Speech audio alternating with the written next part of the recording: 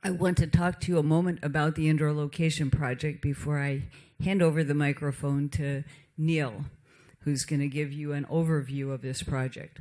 So this project we got from T-Mobile 2 years ago, and they approached the university asking for a proof of concept code or system that would enable a person using a smartphone indoors, using a cell phone indoors in perhaps a multi-story building, to be identified, have their exact location, what's called dispatchable location, identified to a public safety answering point when they made their call.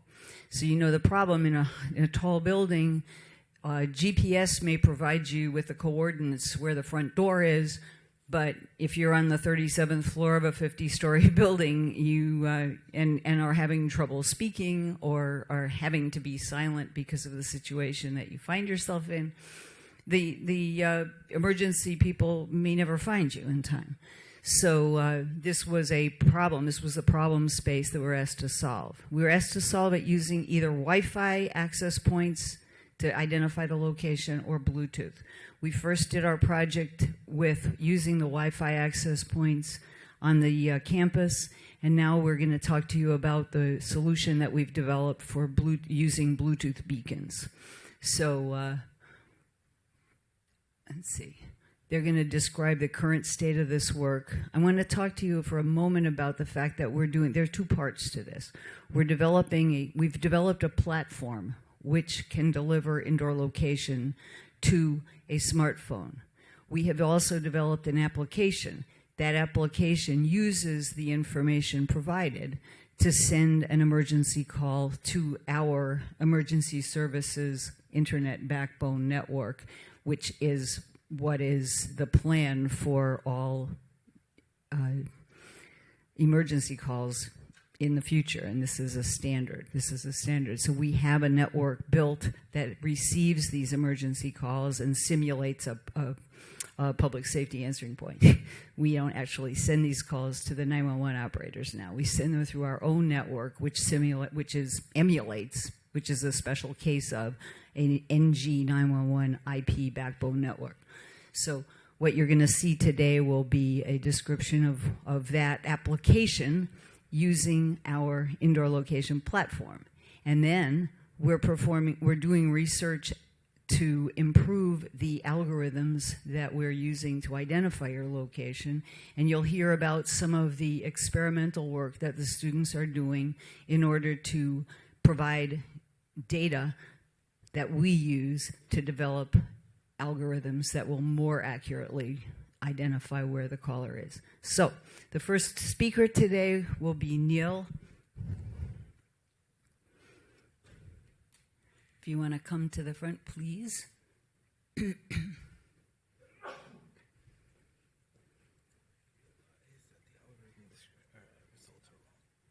Okay.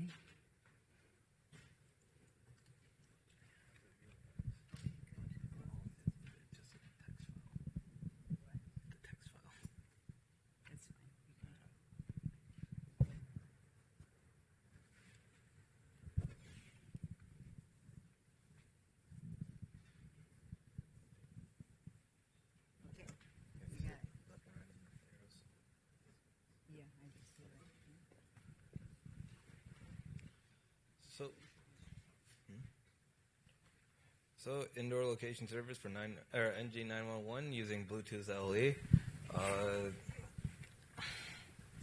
The main purpose of the project is to find one's location inside of a building using Bluetooth.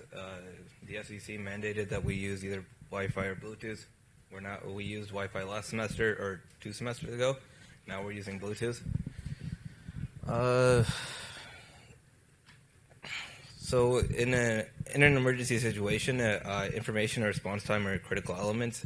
Ideally, you should, if you have a phone, you make your call to 911, and you can't speak for whatever reason. You've got smoke in your lungs. You've got somebody chasing you down, and you can't make noise. Doesn't really matter what you're up to. If you can't speak, you shouldn't have to speak. 911 should be able to find you anyways. So the FCC mandated that telcos figure out how to get you found when you call 911 because smartphones are smart and we can use them. So currently in 911 services, we only find you can find somebody's location up to about the building, just because GPS once you go inside of a building, GPS fails, and so if you're in a skyscraper, you can get the police to your skyscraper, but you can't tell them that you're on the 50th floor, and so by the time they iterate all the way up, you're dead.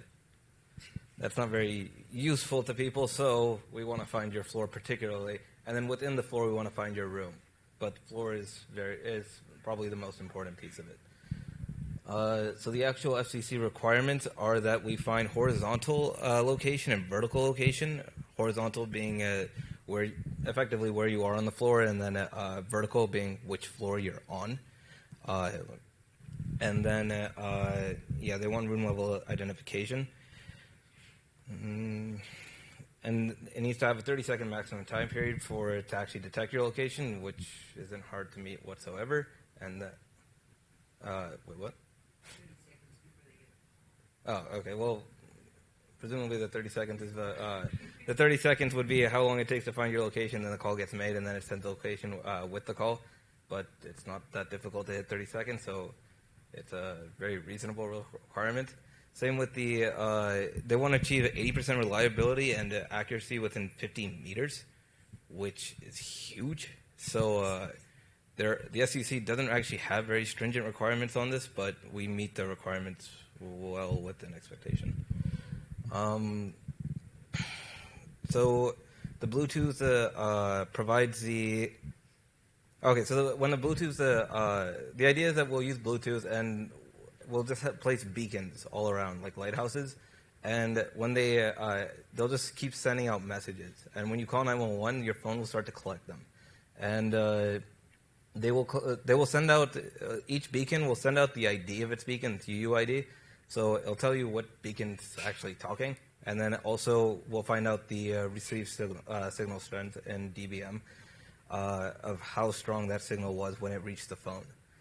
And using that, we can calculate we try to calculate location, and then we embed the location within a SIP body, and then we ship that off to 911.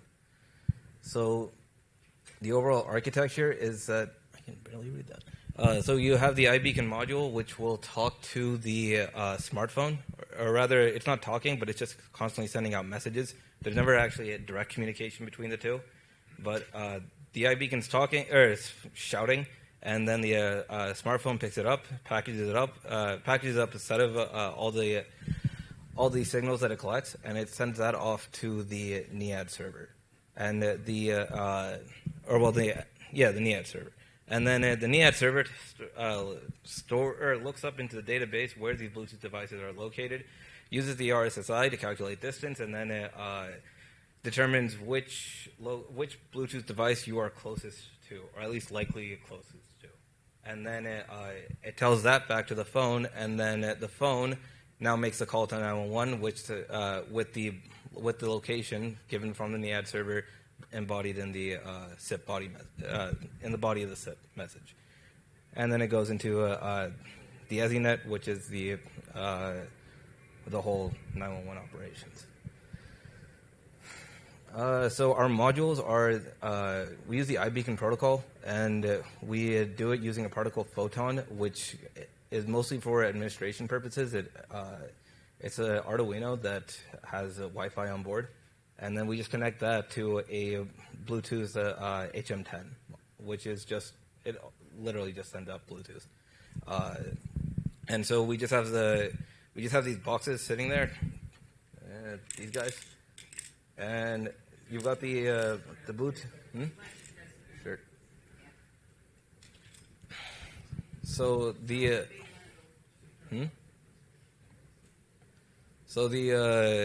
Arduino is primarily the big chunk of it's the Arduino, and then the battery, and then you've got a tiny little Bluetooth module. The Bluetooth module is just sitting there constantly shouting. The Arduino's purposes is only for administration, and all it really does is it talks to our server and it gets updates like it'll report in once a day. It's saying that it's still alive. It hasn't, its battery hasn't drained out. It's going fine. It tells us the battery level. It tells us it asks where it is. So the database stores the information it maps the Bluetooth to an actual location, and so we tell that to the Arduino, and that Arduino tells that to the Bluetooth, and that Bluetooth ships it off into the data. And then we also we can dynamically assign minor numbers and identifiers and all that. And so the Bluetooth is primarily, the Arduino is just there for administration purposes.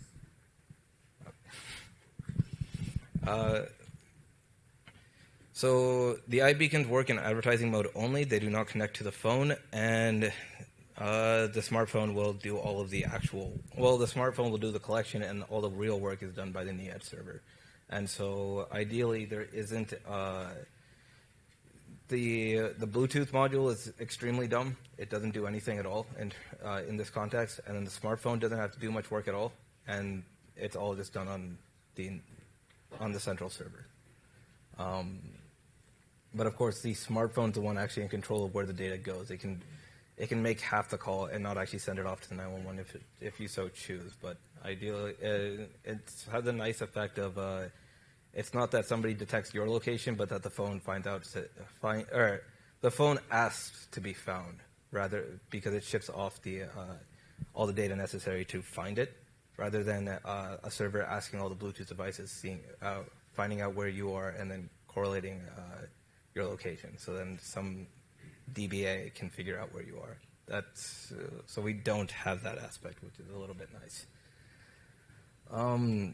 So the smartphone functionality is it makes a call. It checks if Bluetooth is off. If it is, then it just forces it on. Ideally, in a 911 context, the phone's able to just force a Bluetooth on.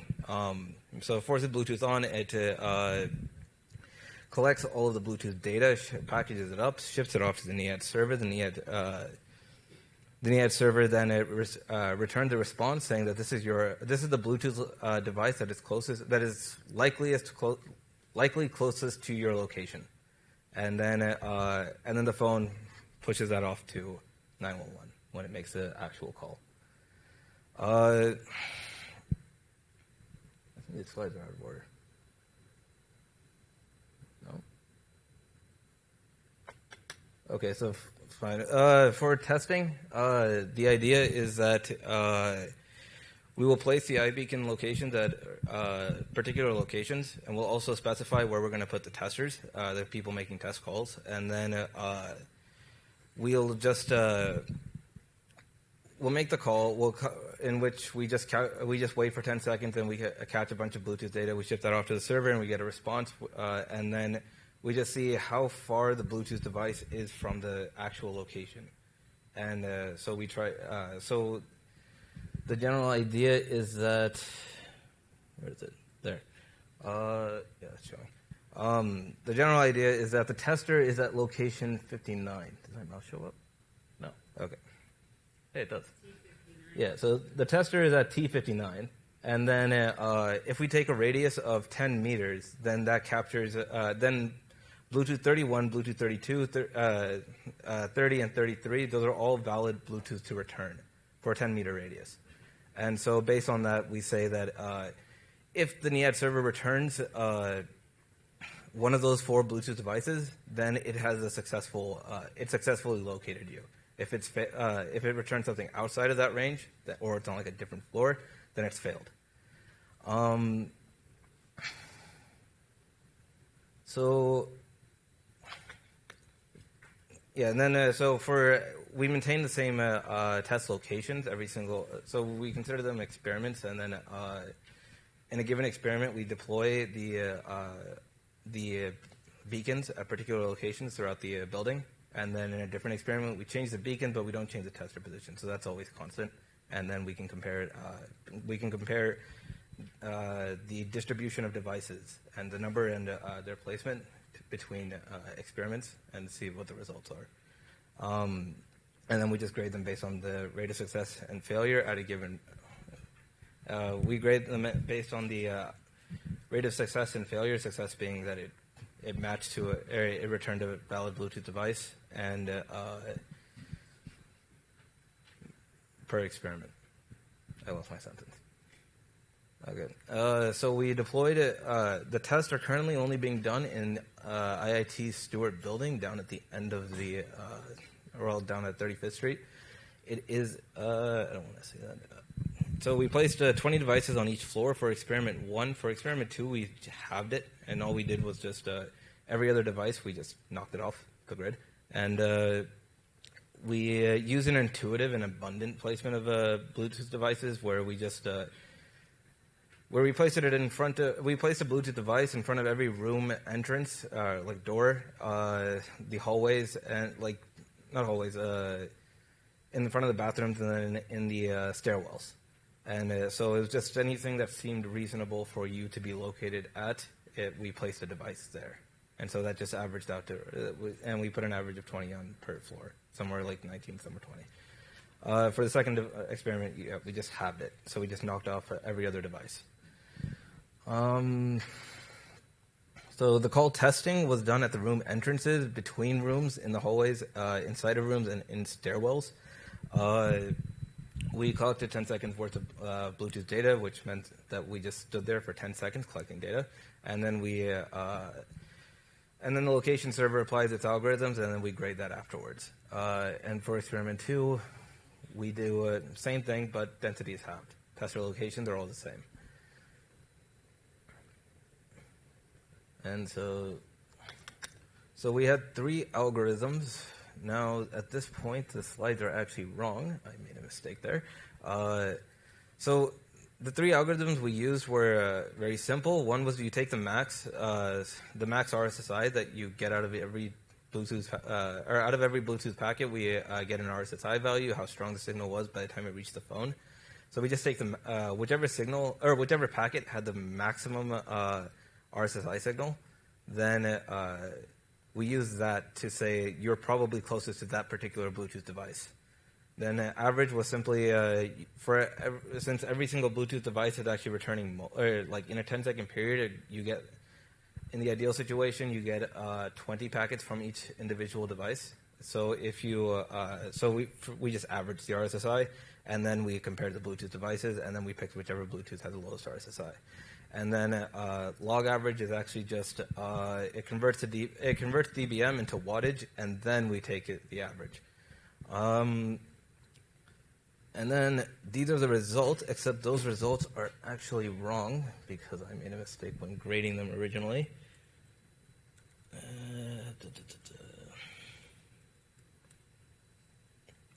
So, okay. And then I forgot there is the floor picking. So one problem we had was that when you're on floor 2, you're getting information from devices that were on the floor beneath you or the floor above you. And ideally, we do not want you to. The worst possible thing we could do is send you to the wrong floor. We send you to the wrong side of the wrong floor. That's okay. You can firemen. You've got humans in there, so they can hear. They have their own. They've got their own bodily functions and sensors, so they can figure it out if you're on the right floor. But if you're on the wrong floor, especially if we're like 2 or 3 floors up, then we're really terrible. But so we introduced floor picking algorithms where we first we tried to pick the floor, then we tried to then within the context of only that floor, then we try to pick your location on the floor. And so the floor algorithms we picked. Should I just move it? No. Okay. I don't have a visual for it, but the floor algorithms we used was simply the number of packets per floor. So we compare. We take all the Bluetooth devices, and we take all the Bluetooth devices. We figure out which floor they're on, which is stored in the database, and then we simply count how many packets all the Bluetooth devices on one floor gave us, and all the Bluetooth on the other floor gave us, and then we just compare, and we pick the floor that was we picked the floor with more packets, and we just assume that most likely is the floor you're on. And then the alternative is the taking the sum of the milliwatts per floor. So there's some of the milliwattage. So effectively how much power was actually on that floor being transmitted into you. That's what we take as that's what we compare by to pick the floor.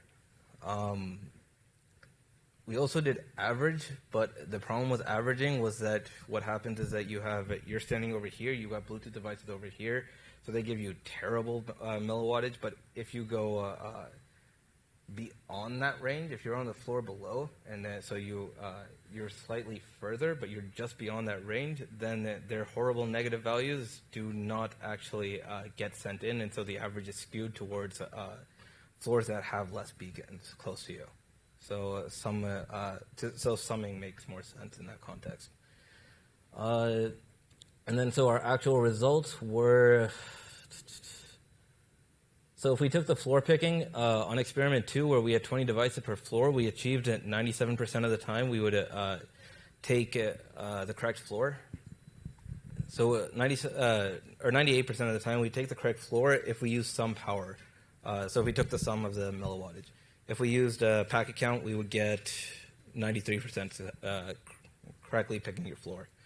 And then for experiment 3, where we had 10 devices per floor, some power and packet count had very similar success rates at around 93. And then for the Bluetooth pickers without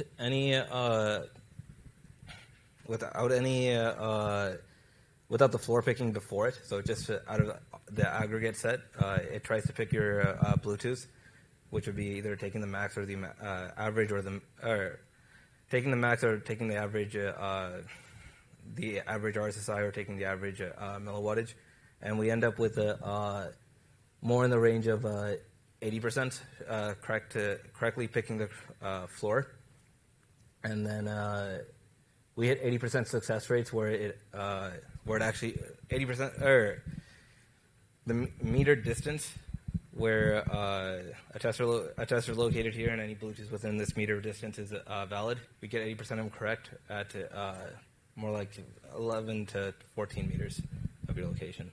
This is becoming impossible to understand because I cannot show. Yeah. Well, all right, fine. Okay, so the last thing is the future. We wanted to move on to trilateralization, particularly for figuring out your location. So instead of trying to figure out the Bluetooth device closest to you, we would actually figure out your location. And at least on we've only tried it against a few data sets, but we're getting results more of like with an accuracy of like 5 meters of the color. So at least in early testing, it's very useful. It's a lot better than figuring out the Bluetooth device, and it's somewhat reliable. We also need to change the deployment patterns. In particular, we want to lower the density of the devices to see what the minimum number we need before we start seeing terrible results.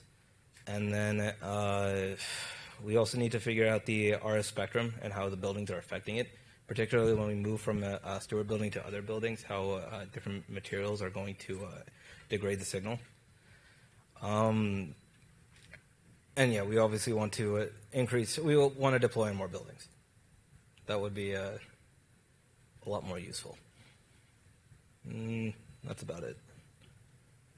Are we doing a demo? All right. So All right. if people have questions, you can answer. Sure. That. Then we're going to do a demo, and I have to apologize. I actually said we were going to make an announcement, and I didn't. So I'm going to stay up here. If people have questions, you should be able to ask Neil now. We will be filling in, because he gave you the big picture, he gave you the overview. You saw both the application, the platform, and the experimentation. Now, some of the detail of different aspects of that is going to be filled in by the subsequent speakers. But any questions for Neil? Did you always have line of sight? Neil, did you always use line of sight with your beacons and your, trying to make sure whenever you were trying to locate someone, you would have line of sight?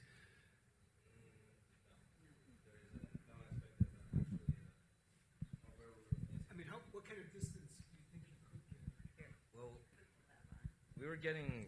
That. There. We were getting. Switch on the bottom. It should turn green. There we go. We were getting more in the range of like 10 to 15 meters, depending on the algorithm. It would be a lot easier if I could show you the damn thing, but yeah, we were getting a 10 to 15 meters distance with where we were just picking the Bluetooth device. So it met pretty much the spec. You're saying what you expected, what they advertised for the beacons. Right. Yeah. I mean, the FCC wanted 50 meters, so like we're. He's asking a different question. Oh, okay. He's asking about line of sight, and that was actually the problem. We became aware that you put these things on the wall, but there are walls that intervene, and we found, for example, on the first floor, we were requested to put our beacons in the ceiling, so all the RSSIs are cooler there because they're going through metal grid to come down. So yeah, so the placement and the placement is very important, and you'll see we get there are big variations in RSSIs, and they're not exclusively related to how far or close you are. They're related to walls. We found they're even related to if there are a lot of people in between you. The bodies actually absorb something. So it's not an exact science. And in fact, we've read trying to do a trade-off or trying to do a calculation that would tell you how far you are based upon your RSSI. It's quite inaccurate. And if you Google search, you'll find many people complaining about this and saying they really can't give you a very accurate reading based or an accurate calculation based on that. You have to take into account walls, metal, people. We decided when he alluded to the fact that we'll do variations on the testing of the distribution, we'll always also test at different times of day. At times when people are changing classes, there's going to be a lot of bodies in the way. In the midnight, there probably will be much better, higher RSSIs. So we have a lot of experimentation to do. Any other questions? Is there a particular reason that you chose Bluetooth over other different frequencies, Wi-Fi or RF or radio frequencies? Well, the FCC mandate specifically required either Bluetooth or Wi-Fi, and then obviously Wi-Fi has infrastructure already in place, so it would have been a more ideal solution. And we did play around with Wi-Fi originally. That was the first, effectively the same test, except that we ran into tons of administrative problems, particularly with IIT's network and implementation of Wi-Fi, where things like their routers don't actually give you the MAC address. They give you fake MAC addresses. So it became a horrible mess actually trying to evaluate. So it's more of a. And it was more of a for Wi-Fi. We do have some data on it, and we do intend to compare it against Bluetooth. But a large part of the problem was just it was a lot more difficult to do testing with. I see.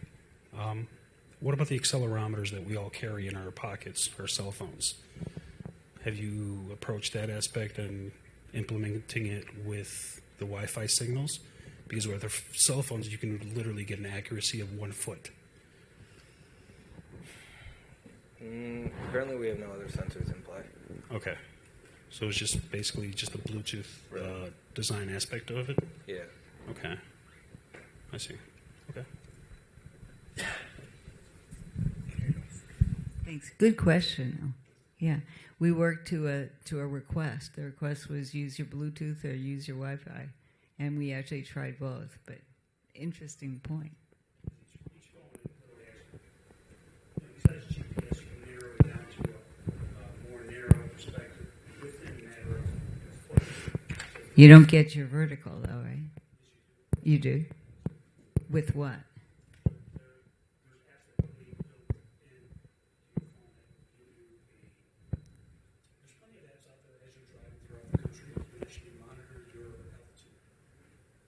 Altitude is a different thing. So yeah, for us, the requirement is we started out quite specific. They're setting up the demo, okay, and so I'm going to talk a little while we're setting up the demo, but the specific name of the requirements that we're working toward is called dispatchable location. The guys, and so the idea was that there would be a database, a national database called the NEAD, which we just refer to ourselves as having a location database. But the location database we've built, it would be the kind of thing that would be shared resource of AT&T, Verizon, T-Mobile, Sprint, and like that. And that would be a place where the information from the databases for the individual buildings would be kept. So, yeah, it's not doing a translation of XYZ. Although that's what we're designing to. It's a very interesting idea, though. And, of course, the same database does contain our XYZ. We put it in there as we're developing these algorithms that will actually locate the person as opposed to locating the closest Bluetooth device or the closest Wi-Fi device. So, and that's the work we've begun this semester, is finding your XYZ as opposed to the XYZ of the closest Bluetooth beacon.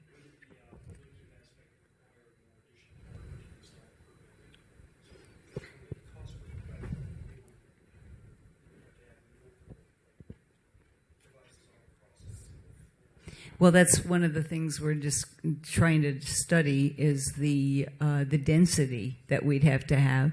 And then one other next step that we're going to take is to try to integrate the Wi-Fi information with Bluetooth. So you could start out with existing Wi-Fi, find out where the holes are, where you pour in the building, and add the Bluetooth just where needed. And then you revise your algorithm so that they use data from both bins. Yeah, so that would be, you're looking to make the most efficient, the least costly, and the most coverage. So it would be, we were actually asked to consider integrating data from both. Yeah, good questions. I think they're ready to do a demonstration. I think I'm going to narrate it. So, okay. So just to set you up, what you're looking at now is Joe Cusimano is the PSAP operator, and he has remoted into our emergency services internet backbone network. And what you see is the screen of at the PSAP. It's actually in the tower building a couple of blocks south of here. And Nathania is holding the application, and we have an Android phone. Let me hold it up a little bit here. You'll see that we have the NG911 application running on it. There's a big red button, 911 call, and there's a status, and there's an information help button on it. The main thing is she's going to push the 911 call. So when she does that, this is the closest Bluetooth beacon to her, and it's going to show up. We actually have several Bluetooth beacons around the building. We have one in a planting bin outside. And if we had time, I think she might go out there. But right now she's going to do a call here. So she's pushed the button. And I'm going to read you what it's saying. It says, initializing the SIP client, dialing 767. Okay, and the phone call has arrived. What? Okay, and Joe has answered the call. And now he's going to flip on, and we're going to see that his county is Chicago South. He's on Federal Street, South Federal Street. 3241 is his house number. And then the room is, actually the place type is the alumni lounge. We put in that the room was null. The information that you're reading on this is information that we put into our database. So that's the database information that's being searched, and that the location server is dipping into the database to find this information, and the location server is also formatting that information using a NINA standard. So it's an XML location descriptions with named headers, and that data is then being sent to the SIP phone. This is a SIP phone. It's actually based on SIP-Droid, and our students developed the specific application. Yeah, I think so, yeah. Okay. The very important thing is that the PSEP hang up, otherwise she gets a busy signal. So.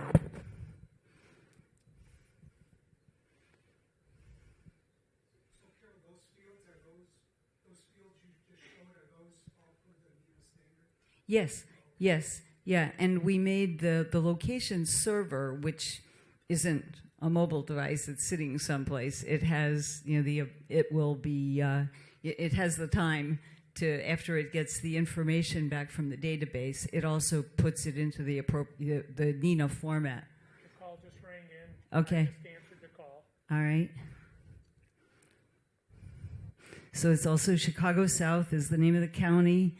Street is Lake Shore. House is 1300. And it's the place type is nowhere. So I think you picked up a different beacon. Yeah. Okay. This is left over. Last week we demonstrated this at the Adler Planetarium. And that was the address of the Adler Planetarium. So I think they mixed up in the database. Where did you call from? From the planning bin? Okay. Well, either he became deranged and thought he was still at the Adler. It's all dependent upon what you've put into the database. So either they confuse. Our beacons are identified by a pair of numbers called the major minor. They also have a UUID, which is miles long, and we don't use that. We use a major minor. And for us, all our majors were the same, and our minors are what we identify them as. We put them into the database. That row will have all the information. So I think the device they put outside thought it was still at Adler, but it didn't think it. It was what we had in the database. Okay. Thank you.